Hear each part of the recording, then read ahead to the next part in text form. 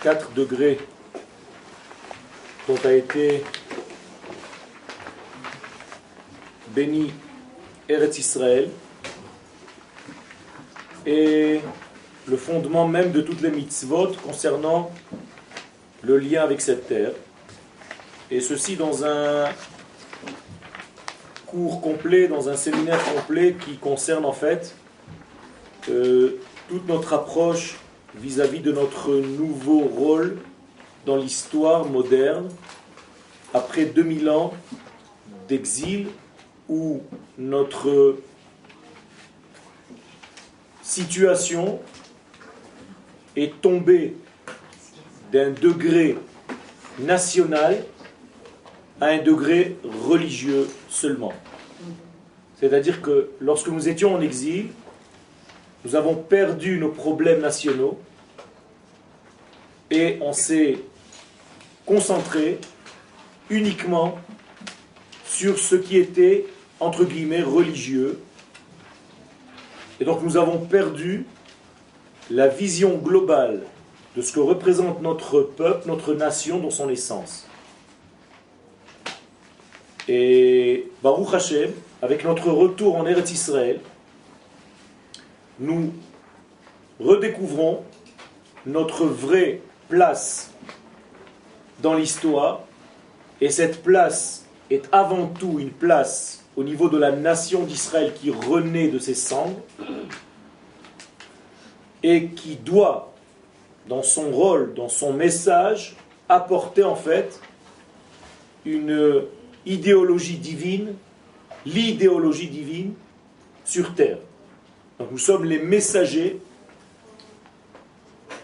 du plan céleste qui doit se réaliser sur terre. C'est nous, les acteurs de ce degré. Donc reste à savoir qui nous sommes, comment travailler et quelle est la qualité de l'endroit, du lieu dans lequel nous nous trouvons pour faire ce travail-là. On aurait pu en effet croire que être ici ou être ailleurs, c'est pareil. L'essentiel, c'est d'être juif et faire Shabbat. Eh bien, la Torah nous dit non.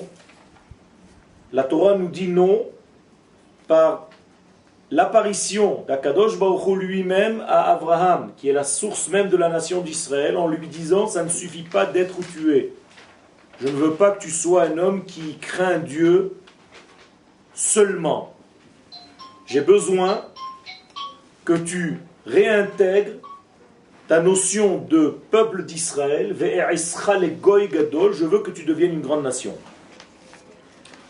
Alors, pour développer ce thème et rester fidèle à notre vision des choses, j'ai pris un texte donc du Rav Harlap dans son livre Mei Marom qui va développer en fait les qualités intrinsèques de la terre d'Israël et ce que nous pouvons faire au sein de cette terre-là pour l'humanité tout entière.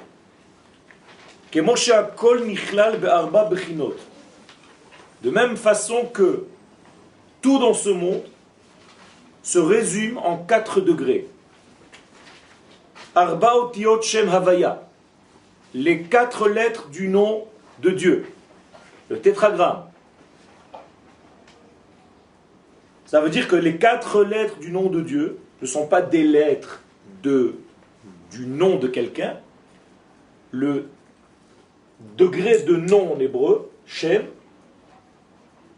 indique en fait un but. En effet, en hébreu, on dit Leshem ma. Au nom de quoi? Pourquoi? Ça veut dire que dès que je parle d'un Shem, d'un nom, je parle en réalité d'une direction. Lorsque l'Éternel apparaît avec ces 4 lettres, que je ne peux pas écrire pour ne pas devoir effacer, donc j'ai mis des H à la place du He, eh bien, ces 4 lettres représentent en fait son accès sur terre. C'est-à-dire que l'approche divine sur terre descend et se place sur 4 degrés, et ces 4 degrés vont se retrouver dans toutes les notions de notre planète, de notre temps, de notre espace, et ainsi de suite. Ça veut dire que nous allons retrouver 4 degrés et dans les 4 directions, et dans les 4 niveaux de conscience, et dans les 4 niveaux de dévoilement avant de devenir un ustensile, car la lumière devient ustensile. La lumière infinie a créé un monde fini. Donc il faut 4 degrés de descente, entre guillemets. Et tous les 4 degrés vont se retrouver dans tout ce qui se trouve dans notre vie. Ça veut dire qu'il n'y a rien dans notre vie qui ne soit pas fabriqué intérieurement de ces 4 degrés. Dont le premier degré, c'est l'énergie, donc représenté ici par la lettre Yud. Le deuxième degré, c'est la capacité à condenser cette énergie pour arriver au 3e niveau, c'est-à-dire faire passer par ce canal, qui représente le 3e niveau, cette énergie du départ, au monde matériel. 4e lettre. Le 3e, c'est quoi? Donc la 3e, c'est juste le canal. Donc vous avez ici donc l'énergie, le condensé de cette énergie pour pouvoir le faire passer, le canal et la révélation. Donc toute chose dans ce monde doit traverser ces 4 niveaux pour se dévoiler, peu importe dans quel domaine. Arba olamot, et donc c'est pour ça que les kabbalistes nous parlent de 4 mondes. Le monde de l'émanation, qui est représenté ici donc encore une fois par la première lettre, le monde du discernement ou de la création, par la 2e lettre, le monde de Yetzira, qui veut dire la capacité à créer, à, comment on dit, un corps Yetzirati, une créativité, une force créative, et la dernière lettre, la lettre He, qui représente le monde de l'action, Asiya. Donc Atzilut, Bria, Yetzira, Asiya correspondent à ces 4 lettres du nom de Dieu. Ve'arba'a chelkei pardes. La même chose au niveau de l'étude de la Torah, qui elle aussi se lie à 4 niveaux différents. Il y a une première lecture qui est le sens simple, l'histoire. Deuxième lecture qui est l'allusion, qui se cache à travers l'histoire. 3e niveau, c'est la recherche intérieure de ce qu'il y avait avant. Et le 4e niveau, le secret que cache le texte. Pshat Remes, donc Drush Sod. Eh bien, tout ceci se reflète aussi. Gam Eretz Israël mitraleket le arba dargot. La terre d'Israël, elle aussi, se subdivise en 4 degrés. Les voici, du bas vers le haut, c'est-à-dire du plus extérieur au plus profond. Là, on commence par ici, en fait. Donc, Eretz Israël, la terre elle-même. Yerushalayim, Jérusalem. Bet Amikdash, Kodesh HaKodashim, le Saint des Saints. Donc, à partir de l'intériorité du Saint des Saints, le Saint, Jérusalem et la terre d'Israël. Donc, vous avez des cercles autour du point central. Vous avez donc 3 cercles autour de l'essence. Comme ici, ce point c'est l'essence, et ces lettres en réalité qui sont dessinées ici à côté, sont en effet des cercles autour de ce point culminant qui est en réalité l'essence intérieure. Vehine. Dans le Rav va développer cette notion. Yeshnam arba'at dvarim shemon'im et hasagat ha-chokhma vegiluy ha-orot shela. Puisque nous avons 4 degrés, face à ces 4 degrés de dévoilement, nous révèle le Rav, il y a 4 formes d'écran qui vont essayer d'empêcher l'accès à la grande lumière. Les voici. Le premier écran, le premier obstacle, ha'aniyut, la pauvreté. Pauvreté, pas, vous savez que les sages nous parlent de pauvreté, ils nous parlent de pauvreté dans tous les domaines. C'est-à-dire que les sages parlent avec un condensé de mots, mais dont les références sont beaucoup plus larges. Ça veut dire que être pauvre, ce n'est pas seulement ne pas avoir de l'argent, mais les sages nous disent En ani ela beda'at. Ça veut dire avoir une pauvreté d'esprit, un manque de capacité à faire les liens entre ce que j'ai étudié hier et ce que j'étudie aujourd'hui. Je n'arrive pas à faire les liens. Et donc ça, c'est une pauvreté. Un véritable élève prend les données qu'il a eues dans le cours d'hier et il les utilise avec ce qu'il a appris aujourd'hui. Et donc il arrive à se faire une idée globale de toute la vision et pas seulement d'un point déconnecté d'un autre. Donc un aniyut, que fait la pauvreté? Shema avira et adam al da'ato, fait perdre à l'homme justement cette capacité à faire les liens. Effectivement aussi la pauvreté au niveau matériel. Tout simplement, quelqu'un qui n'a pas de moyens ne peut pas être tranquille pour faire les liens dans sa vie. Tout devient décousu. Ve'aldat kono, et donc c'est ce que la Gemara dit dans Eruvin à la page 41. Deuxième degré qui empêche, qui fait écran, qui fait obstacle, qui gêne l'accès à la lumière. Gzerat galut, c'est-à-dire l'exil. Quelle est la question? C'est-à-dire qu'on nous empêche aussi de faire le lien avec Akadosh Baruch Hu. Donc la deuxième chose, Gzerat galut, l'exil. Le fait d'être exilé, de ne pas vivre sur sa terre, empêche beaucoup de choses que les gens ne comprennent pas. Malheureusement, pendant 2000 ans d'exil, des gens continuent à enseigner que le juif peut encore rester en dehors de la terre d'Israël. C'est une pauvreté et une absurdité qui empêche en réalité toute forme de prophétie. On ne peut pas recevoir le lien avec le divin si ce n'est par la terre d'Israël. Tout lien en dehors de la terre d'Israël est un lien qui contient effectivement des degrés supérieurs mais qui n'arrive pas à aboutir. Tout simplement parce que Akadosh Baruch Hu ne descend pas sur terre en dehors de sa terre. Et pourquoi? Tout simplement parce qu'il y a une halakha que le saint ne peut pas toucher une terre impure. Or, toutes les terres de la planète sont impures par la terre d'Israël. Et donc, le pur, le saint béni soit-il, ne descend pas dans l'impur. Ce qui fait que le judaïsme de l'exil est un judaïsme de planeur. Où on peut accéder à Dieu grâce à une étude, mais en réalité, cette étude ne descend pas dans la vie. En Eretz Israël, Akadosh Baruch Hu se permet de descendre jusqu'à la matière.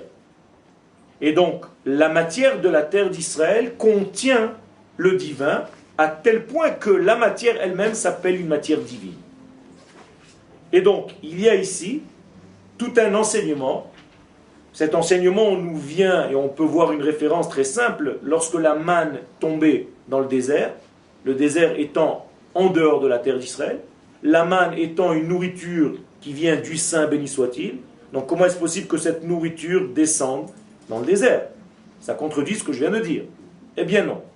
Ça ne le contredit pas. Pourquoi? Parce que Akadosh Baruch Hu, avant de faire tomber cette manne, il faisait placer une couche de rosée pour que la manne se dépose dessus comme un canapé. Et les sages nous disent, pour ne pas que la manne, qui est une nourriture de Kodesh, touche la terre impure de la galoute. Autrement dit, Akadosh Baruch Hu s'est fixé une règle de ne pas sortir de son unité, béni soit-il, de son unicité pour descendre en dehors de la terre d'Israël. En terre d'Israël, n'importe quelle tomate, n'importe quel concombre qui pousse sur cette terre est rempli de Kodesh. Donc ce qui fait que la nourriture change l'homme, et le fait de marcher sur cette terre vous procure, sans l'étude de la Torah même, une forme de sainteté qui vous habite depuis la terre. Comme il est écrit, Vekiper admato amo noten neshama la'am aleha. C'est-à-dire, celui qui marche sur cette terre reçoit une âme supplémentaire malgré lui. par le fait même de marcher. Donc, deuxième degré, c'est Xerat Agalout, Vehashmad, associé à la Galout, qui n'est pas seulement un déplacement géographique en dehors de notre terre, mais qui s'accompagne malheureusement pendant 2000 ans par des massacres des Juifs pour n'importe quoi. Et donc toute cette peur, toute cette vie en cachette, toute cette tension de vie ne permet pas à l'homme d'accéder au point culminant du Kodesh. Troisième degré, qui nous gêne. Hata'avah gashmit, les pulsions naturelles, qu'on appelle dans le langage de nos sages Yetzer Hara, mais qui en même temps font partie de notre vie. C'est-à-dire sans ces pulsions-là, on n'aurait jamais pu exister, ni avoir des enfants. Les sages nous disent que sans cette pulsion, un homme ne s'approcherait jamais d'une femme. Ça veut dire que cette pulsion, d'un côté, elle est de son corps, mais en même temps, elle est importante dans sa vie. Il ne faut pas la casser. Il faut juste la placer sous le contrôle d'un degré divin qui est en moi. Mais en aucun cas la brimer ou la tuer. Sinon, on devient des robots. Donc si je laisse ces pulsions de mon corps diriger ma vie, eh bien ces pulsions vont faire en sorte de transformer complètement et encore une fois d'empêcher l'accès. Je me perds en fait dans l'extériorité de ma vie, dans avoir faim, avoir soif, choisir un beau restaurant toute la journée, regarder des femmes dans les rues, et ainsi de suite. C'est tout ce qui m'intéresse. Donc ça t'empêche de rentrer dans l'intériorité du Kodesh. Ve'alke, kol milui keres, et donc le sage ici utilise une formule. À chaque fois que ton but c'est de remplir ta panse, ton ventre, en réalité, si c'est ça ton but dans la vie, ça te bouche les orifices de l'accès à la sagesse divine. Ça ne veut pas dire qu'il ne faut pas bien manger. Encore une fois, je répète, le rabbi de Kotsk nous dit qu'il ne faut jamais casser le Yetzer Hara, sinon tu en as deux. Donc faire très attention de l'utiliser, c'est une force. Yetzer Hara ne traduisez pas le penchant vers le mal n'existe pas tel que vous le croyez. Le mal, c'est tout simplement l'amour de la vie. Ça veut dire que le rat, c'est l'amour de la vie. Autrement dit, je me défends, j'ai besoin de vivre. Un bébé qui naît, c'est un rat. C'est un méchant dans le sens de la Torah, pas dans votre sens à vous. Pourquoi ? Parce qu'il ne pense qu'à lui. Ça ne le gêne pas du tout de réveiller sa maman à 3 heures du matin. Il n'en a rien à faire. Il va pleurer parce que son instinct de manger, c'est ce qui compte maintenant. Tout le monde doit travailler pour moi. Vous n'êtes pas en train de vous lever, je vais crier plus fort. Et je vais encore crier. Et après, je vais vous laisser aussi une adresse qui va sentir mauvais, je veux que tu me nettoies. Ça veut dire que le bébé, jusqu'à l'âge de 13 ans, c'est le rat. Rat veut dire l'amour de la vie. Un instinct tellement fort de survie qui ne laissera rien, personne, et tant qu'il a faim, il va pleurer. Et tant qu'il n'a pas eu ce qu'il a besoin, une caresse, un petit massage, un petit truc, il va te faire une vie, et il est sûr que ça marche. Alors, quelqu'un d'adulte qui ferait ça, vous le traiterez d'égoïste. Un bébé, c'est le roi des égoïstes, jusqu'à l'âge de 13 ans. Tout est à lui. Il rentre dans une pièce, il commence à mettre des choses dans les poches. Tout lui appartient. Et c'est naturel. Il ne faut pas casser ce degré. Attention, je ne suis pas en train de dire de le casser. Il faut juste arriver à un âge où il faut dominer. C'est comme un cheval, et le cavalier doit diriger le cheval. Ce n'est pas le cheval qui dirige le cavalier. Donc, la même chose ici. Si les gargouillements de mon ventre sont plus importants que mon étude, qu'est-ce que je dois faire ? Je dois aller manger. Vous comprenez ? Sinon, je ne peux pas étudier. Quelqu'un qui a faim et qui a soif ne peut pas étudier. Donc il faut qu'il mange. Quelqu'un qui a sommeil, il faut qu'il dorme. Pour que le lendemain matin soit en force pour étudier, pour encore une fois pénétrer ce cercle intérieur. Donc tant que vous n'avez pas soigné les pulsions de votre vie, c'est-à-dire l'amour de vivre, vous ne pouvez pas vous occuper de ce degré intérieur. Donc les gens ont une tendance à négliger, à mortifier leur corps, ce qui est en réalité totalement interdit dans le judaïsme. Mais en fait, c'est ma tête qui doit commander mon corps. C'est pas la tête. Je ne parle pas de tête ici, je parle de neshama et de corps. Oui, c'est pas la tête. C'est ma neshama qui... Voilà, mais la tête, c'est pas la neshama. Oui. D'accord? Parce que le côté cérébral fait aussi partie du corps. Je parle ici d'une notion qui est beaucoup plus profonde et que ma tête et que tout le reste. Ok. Alors ça, c'était la troisième force qui empêche. Quatrième force, dit le Rav, Koach Ra sheyeshno be'etzem hayetzira. La voilà. Elle va de pair avec la troisième. Une force Ra. Ra en hébreu ne veut pas dire donc mal, mais Ratson Atzmi. Vous voyez, c'est les initiales du mot Ra. C'est-à-dire le mal, c'est tout simplement l'égoïsme. Et j'ai besoin de lui. Parce que si je ne respecte pas ce moi, je ne peux rien faire dans ma vie. Donc il est là. Donc il faut que je l'écoute, mais il faut en même temps lui donner les mesures. Donc, le fait que je sois dans ce monde et que j'ai des pulsions, que j'ai des forces qui m'attirent, qu'est-ce que c'est Yetzer Hara? Ne me traduisez surtout pas à mauvais penchant. Qu'est-ce que c'est Yetzer Hara? Penchant de vie. Vous avez compris maintenant? Le penchant de la vie. Quelqu'un qui aime la vie, il a un grand Yetzer Hara, c'est tout. C'est négatif? Non.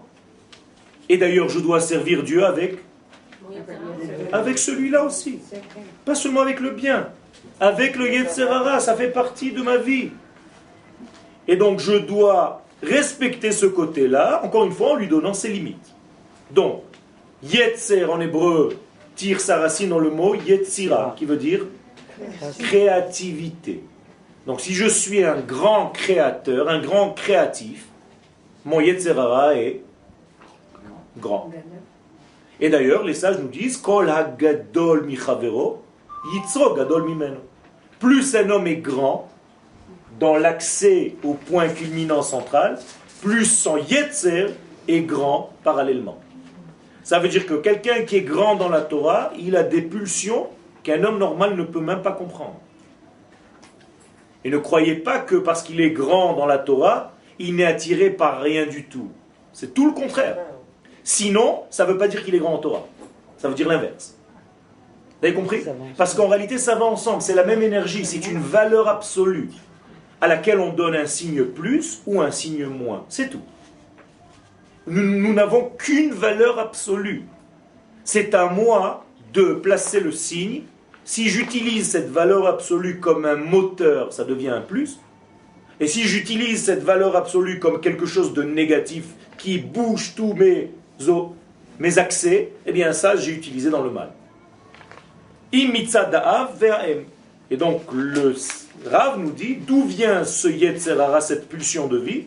De papa et maman. Pourquoi de papa et maman? Parce que pour s'accoupler et me faire venir au monde, ils avaient un grand Yetzer Hara. Cette fameuse nuit. Et sans ce Yetzer Hara, je ne serais jamais là. Donc merci le Yetzer Hara de papa et de maman qui m'ont fait venir dans ce monde. Excusez-moi, Chez Nehema. Je ne sais pas pourquoi ça me dérange cette expression.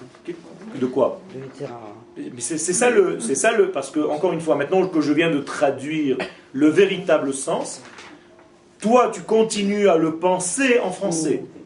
Le mauvais penchant. Ça c'est chez les chrétiens, c'est pas chez nous. Ah, Ça n'existe pas. En réalité, c'est un grand amour de la vie. Ah, d'accord. D'accord? Mais ça s'appelle en hébreu, et c'est ça la véritable. Mais il faut seulement la traduire différemment. Yetzer Hara. C'est-à-dire, j'ai une grande créativité pour ce qui concerne mon propre corps, ma propre personne. Et chaque fois que je vois un album photo, je me regarde en premier. Avant de regarder tout le monde. Ok? Ok. Quelqu'un qui est amené à voler, Ken. et il a une pulsion comme ça, Tout à fait. il vole. D'accord. Est-ce qu'il est poussé par quoi? Il est poussé par cette force extraordinaire qui est en lui. Regardez ce qu'il fait le voleur. Il se lève tôt le matin, il ne va pas dormir la nuit. Donc il a un moteur extraordinaire. Même pour étudier la Torah, on n'a pas cette force-là. Okay? Il s'habille, il se déguise exactement selon le travail qu'il va faire, et il va tout faire pour ne pas se faire attraper. Ça veut dire qu'il va développer en lui une sagesse, une intelligence, et il va utiliser toutes ces puissances qu'il a reçues pour faire quelque chose qui est négatif. Ça veut dire quoi? Ça veut dire que si je sais utiliser ce voleur, qu'est-ce que je peux en faire? Un génie en Torah. Il va rentrer dans le texte comme il est rentré dans une maison, et il va voler là-bas des secrets que moi je n'arrive pas à voir avec mes yeux. Donc un bon voleur devient un grand Talmid Chacham si je sais l'utiliser. C'est ce que le Ravazan faisait dans les prisons. Alors Resh Lakish par exemple était très attiré par les femmes. Chaque fois qu'il voyait une femme, il devenait fou. Donc un jour il a cru voir une femme, en réalité c'était un homme, dans un fleuve, et il a sauté. Et en nageant vers lui, il s'est aperçu que c'était un homme, il a fait demi-tour. Et le Rav lui a dit, je vois que tu es attiré par les femmes, viens, je vais te donner ma sœur, elle est très très belle, elle est aussi belle que moi. Donc déjà tu as été attiré par moi en croyant que j'étais une femme, je vais te donner ma sœur. Il lui a donné sa sœur qui était une beauté, et il lui a dit à condition que tu utilises la même puissance qui t'a tiré pour sauter à chaque fois. Maintenant tu vas sauter dans la Torah. Et c'est devenu un génie dans la Torah. En hébreu, dans la Gemara, dans le langage, je vois que tu as une puissance pour les femmes, maintenant, tu vas utiliser la même force, je ne veux pas moins que ça, attention, hein. La même puissance, la même énergie. Alors je vais vous dire, si quelqu'un utilise la même puissance, pulsion qu'il a pour faire ses bêtises pour la Torah, ça devient un géant. Moralité, il ne faut jamais casser un enfant, il faut utiliser, garder cette puissance, tout simplement pour la diriger ailleurs. C'est une énergie. Il ne faut pas donner des degrés pour annuler l'enfant, des somnifères pour lui couper les liens du cerveau. Ça devient un robot qui fait semblant d'écouter la prof, mais qui n'est plus là, le pauvre. Tu l'as tué. C'est pas ça le judaïsme. Le judaïsme, c'est de garder nos pulsions et de les utiliser comme un moteur. Ok? Ok. Si l'amour de la vie, tu appelles ça Yetzirah. Okay. C'est pas moi qui l'appelle, c'est les sages, c'est comme ça, alors, je n'invente rien. Okay. Comment est-ce qu'ils appellent l'amour de la mort? L'amour de la mort. De la mort. Okay. Ça n'existe pas l'amour de la mort. Normalement, chez quelqu'un de saint, quelqu'un qui est vivant ne doit même pas penser à ce degré-là. Oui, mais il y a beaucoup de gens. Il y a beaucoup de gens qui enfin, dans ce siècle-là, qui se suicident. Bien fait. Parce qu'en réalité, ils ont l'impression qu'ils vont rencontrer une grande lumière après la vie. Et ça, c'est ce que le judaïsme a apporté au monde, c'est qu'on a accès à Dieu durant la vie.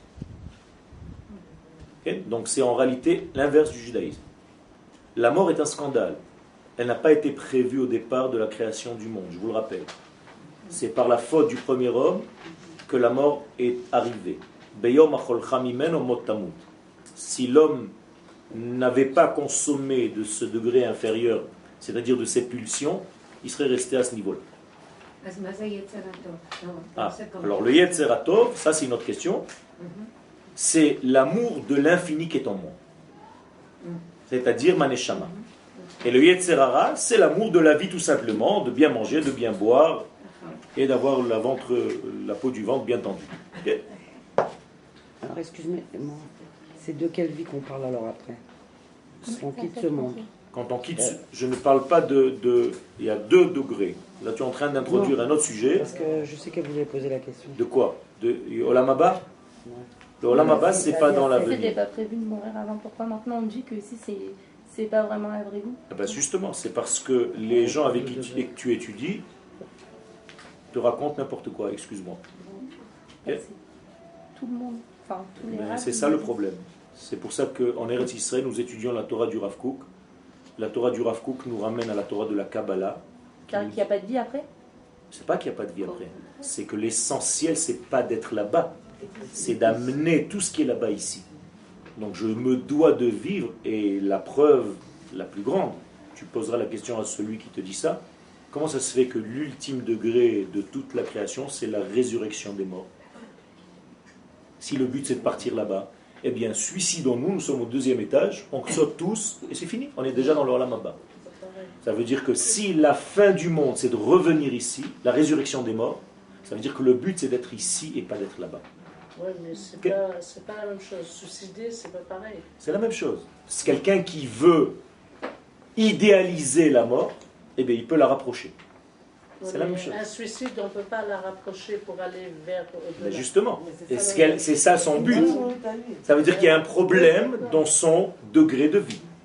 Donc encore une fois, je te répète, pour corriger un petit peu ce malentendu, la véritable vie, ça se trouve ici. Et donc l'essentiel de la vie, c'est dans ce monde. Qu'est-ce que c'est que le Olam Haba? Le Olam Haba, malheureusement, est traduit comme le monde futur, alors que c'est le monde qui vient au présent. Ça ne s'appelle pas Olam Sheyavo, mais le monde qui vient, c'est-à-dire le degré de mon âme, le degré intérieur de moi-même. C'est ça mon Olam Haba. C'est-à-dire ma Neshama, c'est mon Olam Haba. Et mon corps, c'est mon Olam Hazé. Qu'est-ce que je dois faire? Est-ce que je dois amener mon corps vers ma Neshama, donc je disparais, ou est-ce que je fais descendre ma Neshama au niveau de mon corps et on vit ensemble ici? Eh bien c'est ça le secret. D'accord? Donc moralité, le monde futur, ça n'existe pas. C'est une invention de la traduction française, ça n'a jamais existé. Dites-moi. Au-delà de la mort. Slicha? Au-delà de la mort. Justement, encore une fois, au-delà de la mort, comme le corps n'existe plus, on est en accès avec qui? Avec la Neshama. Donc si je ne devais pas mourir pour arriver à ce degré-là, j'aurais pu le faire de mon vivant.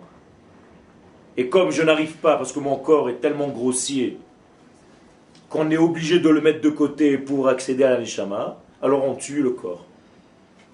Mais si j'arrivais, sans tuer le corps, à accéder au degré de la Neshama, je n'ai pas besoin de mourir. Vous avez compris? C'est avec le corps. Avec le corps. Pourquoi j'ai besoin de dormir? Je sais que c'est difficile parce que tu as été éduqué durant des années avec une notion telle que celle-ci. Je comprends. Pourquoi on va dormir? Pourquoi on dort? Qu'est-ce qui se passe quand on dort? On met le corps de côté. D'accord? Pourquoi faire? Pour accéder à des degrés de la Neshama que je n'arrive pas à avoir au moment où je suis conscient. Maintenant, est-ce que tu peux me voir ma Neshama? Non. Pourquoi? Parce que tu es réveillé. Mais si maintenant tu dormais, rentrez. Si maintenant tu dormais et que Akadosh Baruch Hu vient en rêve, il peut te montrer des degrés que tu ne vois pas ici, qui sont de l'ordre de la prophétie? Oui. Pourquoi? Tu n'es pas capable de les voir dans ton éveil, tu as besoin de dormir pour les voir. Pourquoi? Parce que ton corps te gêne. Mais si tu purifiais ton corps, tu n'aurais pas besoin de dormir. Moralité, un kabbaliste ne dort presque pas. Et le plus haut de tout ce qui sait, Akadosh Baruch Hu. Et lui ne dort jamais. Hine lo yanum velo ishan. Moralité, si on doit annuler le corps pour accéder à l'âme, il y a un problème. Ça veut dire que Dieu s'est trompé. Pourquoi il m'a créé avec un corps?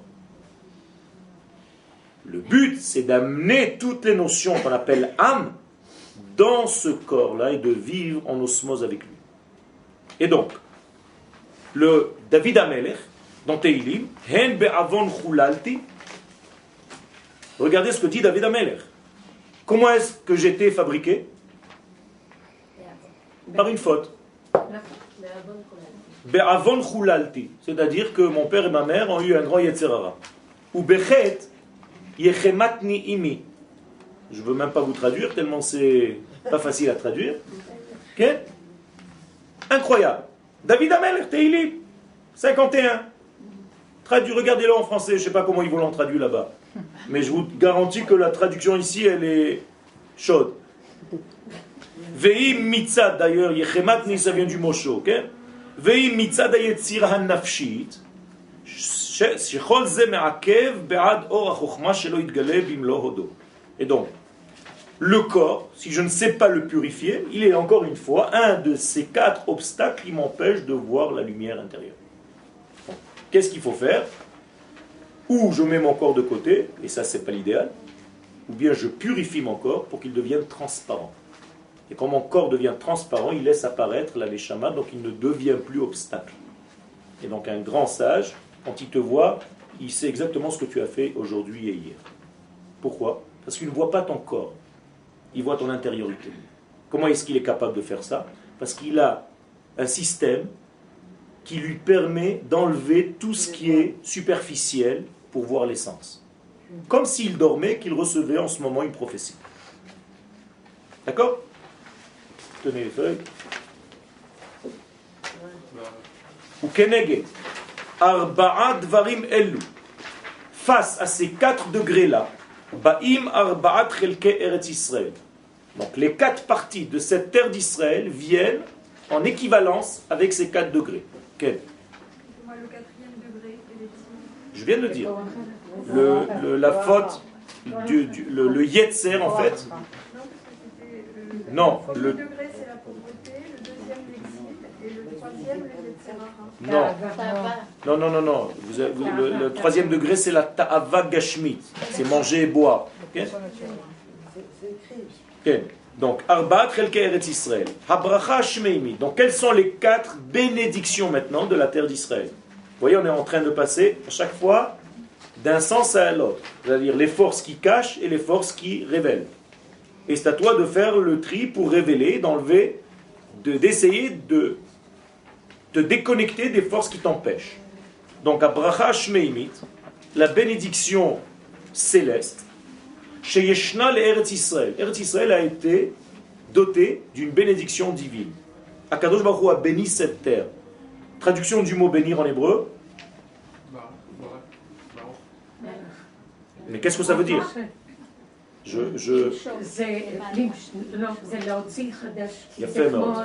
C'est-à-dire de recréer, comme les havrich en hébreu, qui veut dire comment est-ce que je fais pour planter une vigne? Qu'est-ce que je fais avec la branche même de la vigne? Je la plante par terre et elle ressort un coude. Ça s'appelle les havrich en hébreu. Donc le mot bracha ne veut pas dire bénédiction. D'accord? C'est pas un greffage. Je sais pas comment on dit en français. Il y a un nom.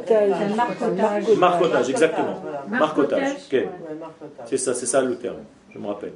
Donc, c'est ça le inyan. Donc Eretz Israël a été en fait doté d'une force divine. Puisque la force divine elle-même est une force créatrice. Et en Eretz Israël, tu peux planter quelque chose et lui-même devient créateur d'un autre degré. C'est-à-dire que c'est comme une continuité du divin au niveau matériel. Bichlal mevatel et ta'aniyut mi Israël. Donc si tu viens en Eretz Israël, dit le Rav, on va t'annuler la pauvreté. J'ai dit tout à l'heure, qu'est-ce que c'est que la pauvreté? Le manque de liens. C'est-à-dire qu'en Eretz Israël, tu vas commencer à comprendre les liens de ta vie. C'est ça la pauvreté ou la richesse en fait. C'est pas combien d'argent tu as dans la poche. C'est est-ce que tu sais faire les liens dans ta vie? Est-ce que tu connais les causes et les résultats? Ou est-ce que tu vis au jour le jour? Tu ne sais pas, de temps en temps, tu reçois quelques informations. Marchiva da'ata adam. Donc la terre d'Israël élargit l'esprit donc de connexion de l'homme. Il y a 3 choses dans ce monde qui élargissent l'esprit de l'homme. Lesquelles?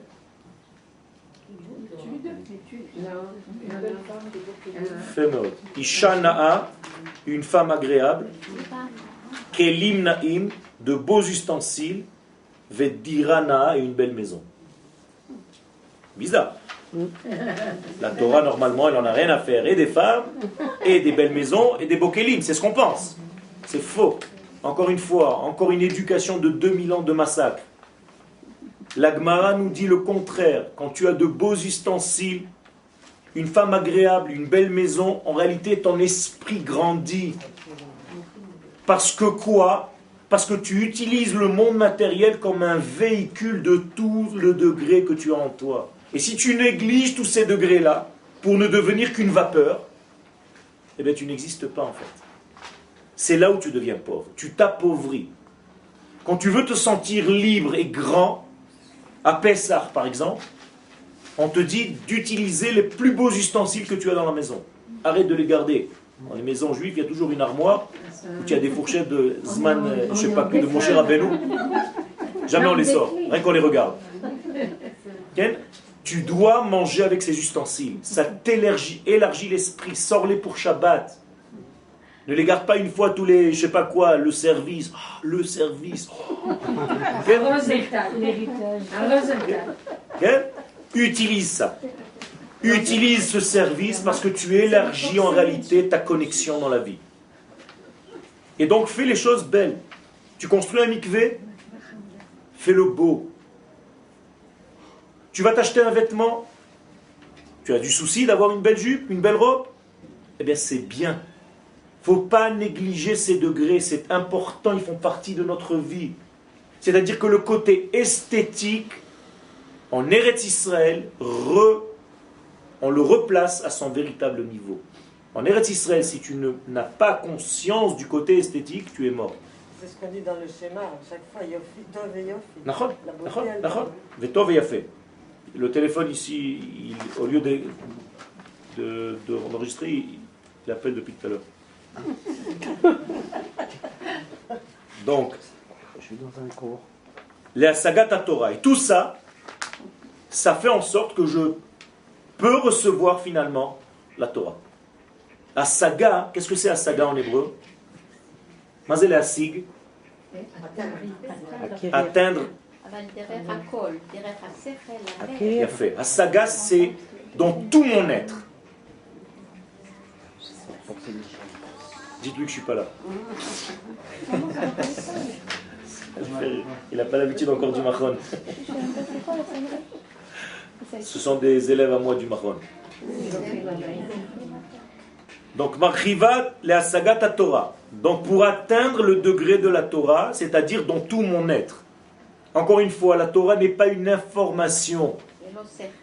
Okay? La Torah n'est pas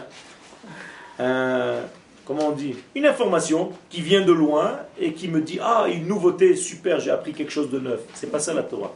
Si tu ne manges pas la Torah carrément, qu'elle rentre dans ton corps, tu n'as pas étudié. Et j'utilise un terme que les sages nous disent Vetoratra betoch me'ai. Ta Torah doit être dans mes entrailles. Si je n'ai pas mangé la Torah, si je ne l'ai pas absorbée, qu'elle est devenue faisant partie de mes taïm, de mes cellules, Ken, eh bien, Ken, ça ne marche pas. V'Yerushalayim, donc maintenant Jérusalem, Hamukefet Choma miyemot Yehoshua bin Nun, hi hagana le'akev be'ad kol michshol shel hasata min ha'oivim ve'atzorerim. La muraille de Jérusalem, écoutez bien ce que dit le Rav ici, c'est en réalité une muraille protectrice contre tout obstacle que les ennemis d'Israël veulent causer à ce peuple d'Israël. Ça veut dire qu'autour de Jérusalem, il y a une muraille, non seulement la muraille que vous voyez, mais une muraille au niveau de l'esprit, virtuelle, mais qui existe, qui est réelle, et qui protège en réalité pour ne pas qu'on sorte de notre concentration. Ça veut dire que si je sors de ma concentration, je vais oublier en fait pourquoi je suis revenu. Et donc Jérusalem m'empêche d'oublier. Donc elle me garde en fait la mémoire fraîche, en souvenir. C'est pour ça qu'à chaque fois que je parle de Jérusalem, revient toujours la mémoire. Im eshkachech Yerushalayim, tishkach yemini. Toujours l'oubli, l'oubli, l'oubli. Pourquoi? Parce que Jérusalem c'est le souvenir actif. D'accord? Donc, lo'eminu malche eretz kol yoshvet tevel ki yavot tsar ve'oyev b'sh'arei Yerushalayim. Ici un verset de Echa, de la Megillah. Les ennemis d'Israël peuvent rêver d'un jour revenir à Jérusalem. Ils ne pourront plus revenir à Jérusalem une fois que le peuple revient sur sa terre. C'est fini. C'est à jamais. Al chomotaych Yerushalayim hifkadeti shomrim. Sur tes murailles Jérusalem, j'ai placé des gardiens. Alors ce sont des gardiens réels dans nos soldats, et ce sont aussi des gardiens au niveau spirituel qui donnent la vie à nos soldats pour pouvoir surveiller. C'est-à-dire, il y a plusieurs couches de soldats, on va dire. Ce que vous voyez, ce que vous ne voyez pas. Ou Bet Hamikdash. Donc maintenant on rentre, vous voyez qu'on est en train de rentrer vers le point central. Maintenant on est déjà Eretz Israël, on en a parlé. Yerushalayim, maintenant le temple. Bet Hamikdash. Qu'est-ce qu'on fait au Bet Hamikdash? Que faisons-nous au Bet Hamikdash? on va approcher en réalité toutes les graisses et le sang. D'accord? Ce sont les graisses de qui et le sang de qui? Les nôtres. C'est pas l'animal. Si tu crois que c'est un animal que tu es en train de sacrifier, tu n'as rien compris. C'est toi en réalité, mais comme tu ne peux pas te donner la mort, encore une fois parce que la vie est plus importante, donc tu vas prendre un élément et tu vas faire un transfert sur cet élément qui s'appelle l'animal, alors qu'en réalité tu dois penser que c'est toi. Venershav, et voilà ce que dit le Rav, Keilu hadam shel ha'adam makriv et chelbo vedamo. C'est comme si l'homme lui-même mettait son propre sang et ses propres graisses, mais là c'est dans cet animal. Gorem lesalek et kol koach hata'ava. Pourquoi il faut mettre son sang et ses graisses? Qu'est-ce que veut dire ici cette expression? Vous savez que les sages parlent toujours en parabole. Ça veut dire tout simplement que, qu'est-ce que c'est mon sang et mes graisses? Ce sont mes pulsions. Les pulsions dont j'ai parlé tout à l'heure. Koach hata'ava ou lehagbir et as-sechel. Et donc il faut faire dominer toutes ces pulsions-là par le sechel. Qu'est-ce que c'est le sechel? C'est-à-dire l'intellect, pas le cerveau. Okay? L'intelligence. Mais c'est quelle intelligence en réalité? Qu'est-ce que c'est que l'intelligence? Ce sont des formules électriques que j'ai dans le cerveau? On parle ici de l'intelligence divine qui est en moi. D'accord? Vekodesh HaKodashim, maintenant je rentre plus à l'intérieur. Par rapport à Chokhmah, quelle est la différence? C'est un degré. La Chokhmah en réalité, c'est elle qui va se dévoiler à travers le degré qui s'appelle Sechel. Le Sechel c'est encore une matière. D'accord? Vekodesh HaKodashim, maintenant je rentre un petit peu plus profondément. Okay? Sechel, c'est un outil C'est un outil. pour approcher la route. Nachon. Vekodesh HaKodashim mashpia kedusha nifla. Donc maintenant le Saint des Saints, qu'est-ce que c'est que le Saint des Saints? C'est en réalité la sainteté qui, que veut dire Kodesh? Synonyme de quoi Kodesh en hébreu? Mouvdal. Non. C'est pareil. Non. Attribut. L'essentiel, la vie. Kodesh égale Chaim. Ve'achochma techayed be'alea. Kodesh c'est Chochma. Kodesh c'est la vie, Rabotai. N'oubliez pas la vie. Ça veut dire que le Saint des Saints, en réalité, quand je rentre à l'intérieur, je me trouve face à quoi? À la vie. À la source même de la vie.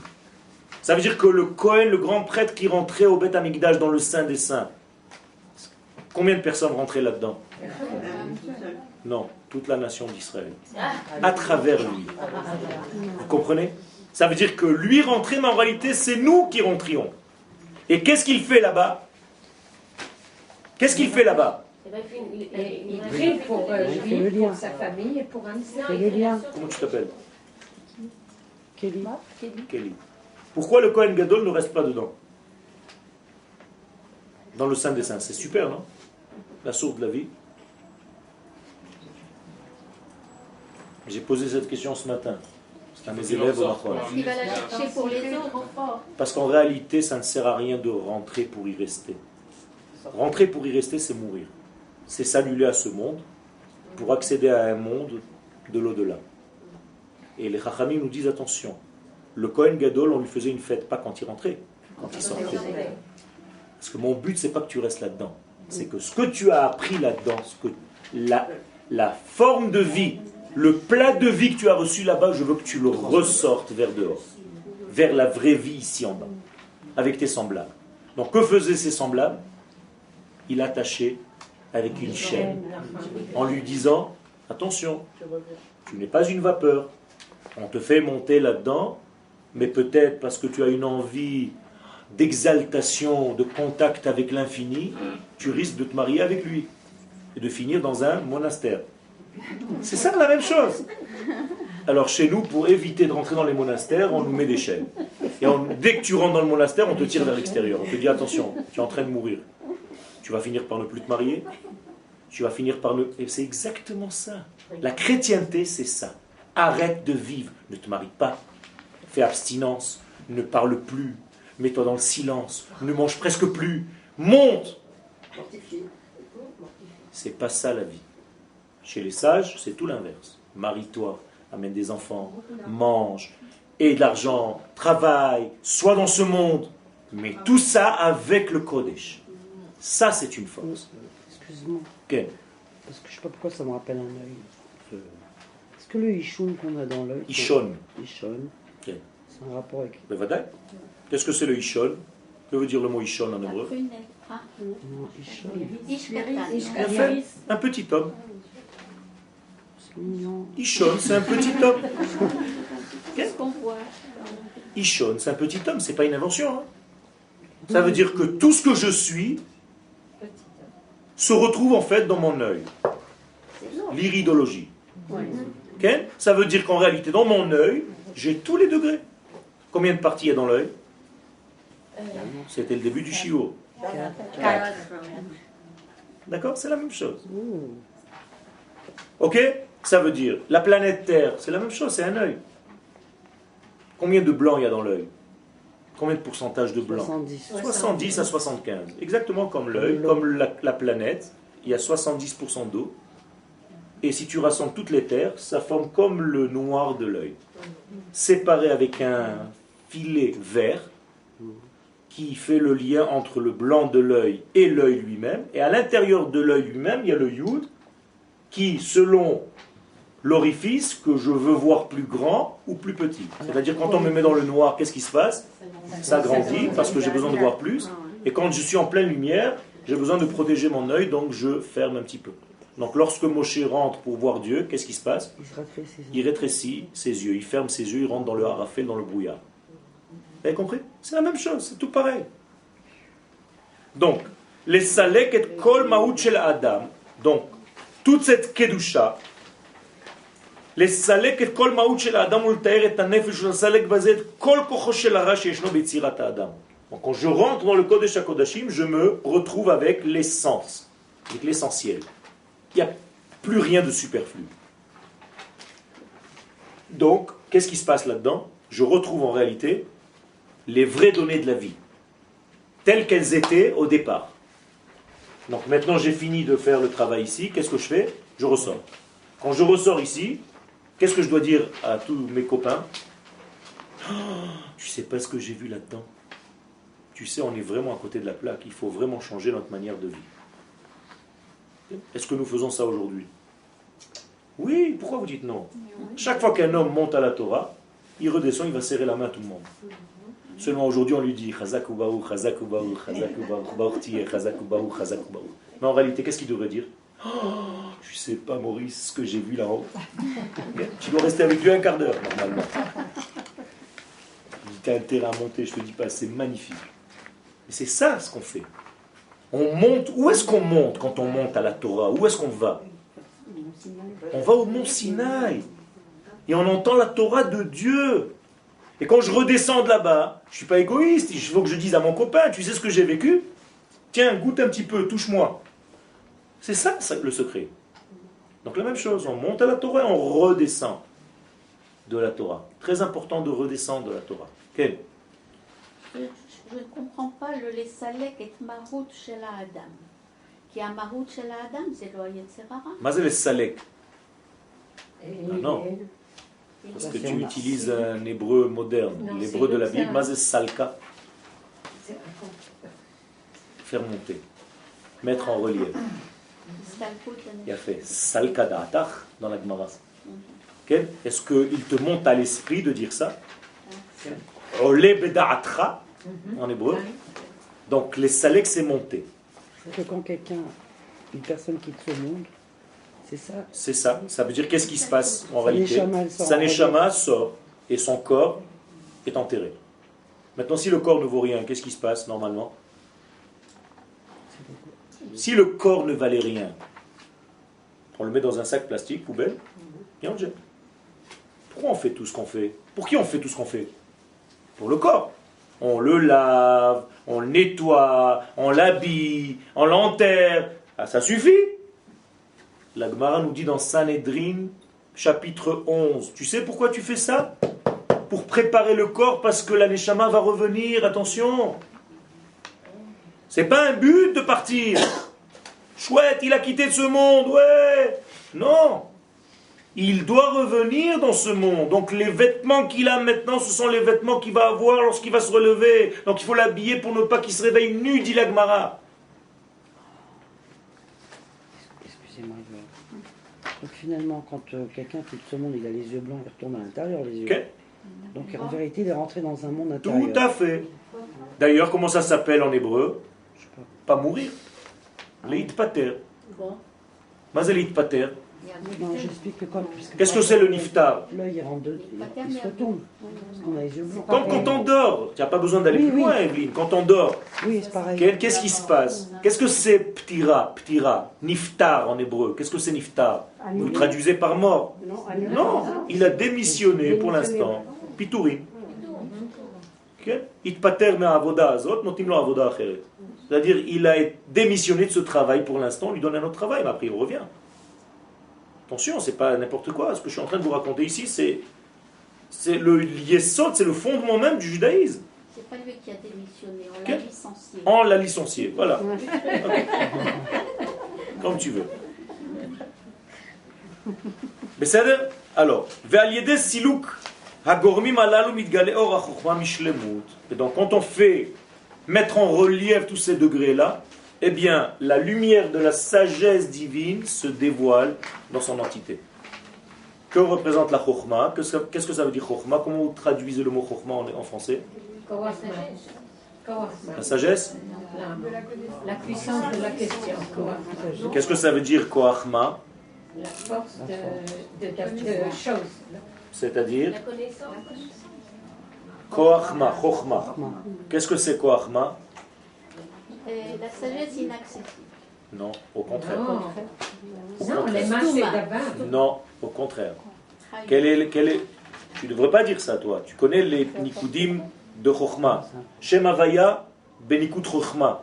Quel est le nikud? Non. Patach. Donc c'est pas fermé, c'est patach. Au contraire, c'est ouvrir. On l'appelle chokhma stima tout le temps. Ça c'est autre chose. C'est chokhma stimaa, pas cette chokhma là. C'est autre chose. Chokhma c'est quoi? On le dit dans la tfila du soir. Kulam be chokhma Asita. asita. Ça veut dire que c'est la force de faire. Alors, comment je peux considérer si quelqu'un est sage ou pas? S'il fait, pas s'il pense. S'il fait, s'il arrive à faire de ses mains et de ses jambes une réalité dans ce monde. Ça, c'est un sage. Comme Akadosh Baruch Hu lui-même, qui a créé le monde par sa sagesse. Kulam bechokhma asita. Et là, Akadosh Baruch Hu est un enseignant, il m'enseigne comment faire dans ce monde. C'est-à-dire, j'utilise la sagesse pour faire. Donc, quelqu'un qui aurait de la sagesse et qui n'aurait pas d'action, il n'est pas sage. Dites-le moi en hébreu. Kol shechokhmato meruba mima'asav en chokhmato mitkayemet. J'invente rien, c'est Pirkei Avot. Sage par tes actes, en fait. Exactement. Tu es sage par tes actes. Et non pas par la pensée. Et non pas par la pensée. C'est une pensée agissante. Et si elle n'est pas agissante, tu n'es pas sage. Arrête de me raconter des salades. Okay. Il faut d'abord être sage par la pensée avant d'être... Bien fait, encore une fois.